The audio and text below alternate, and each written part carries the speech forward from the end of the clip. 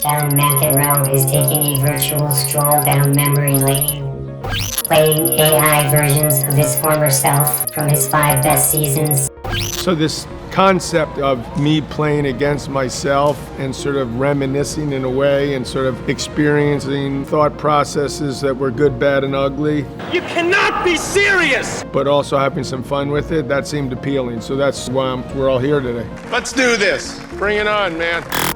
1979. 79, I was breaking out, climbing the ladder. It was my first big win at Madison Square Garden, which is where I grew up. So that was really my big breakthrough, beating Jimmy Connors for the first time and Arthur Ashe in the finals. So that was an amazing time for me. Traveling the world, meeting different people. Probably the most fun year I ever had.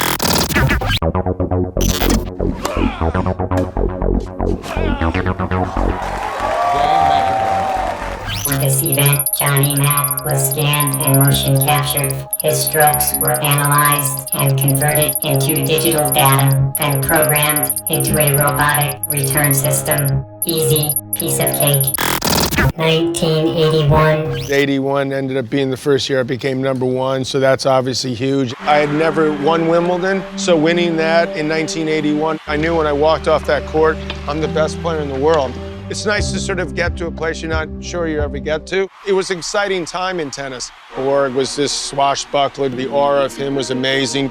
Jimmy Connors, he didn't want me to get the mantle of being the best American, so he was battling away to try to keep me from getting that. My buddy Vitas Gerulaitis was around, and I think there was a level of intensity that I felt like I had in 81.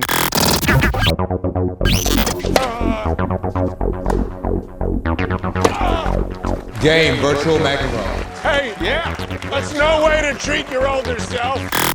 1982. 82, a little bit more melancholy. My buddy Bjorn Borg gets stopped, and we had this great rivalry. I was like, what the hell happened here? Sort of set me back a little bit. I should have won Wimbledon. I could have won the Open. I just had lost a little bit of that intensity and drive. And then Connors seized on that, to his credit, and I lost to him in the finals of Wimbledon. That hurt a lot. It was by no means a bad year. Ranking-wise, I ended up #1, which is what you want at the end, but it felt a little emptier than the previous year.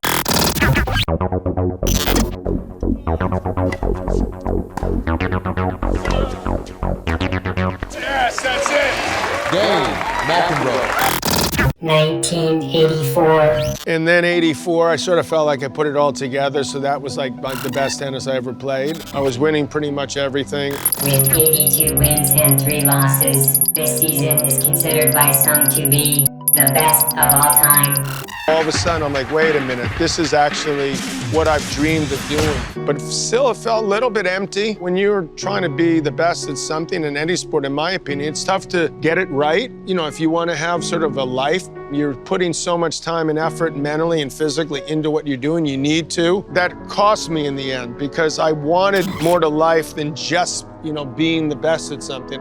And so I was sort of reflecting, I was sort of trying to figure out how can I, dare I say, have my cake and eat it too.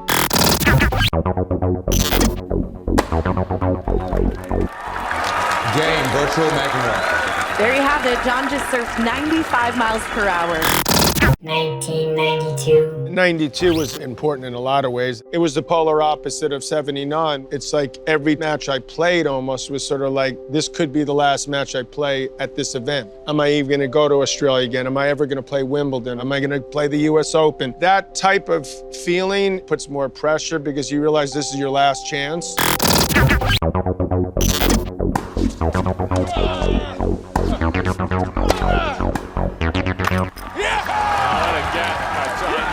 2022.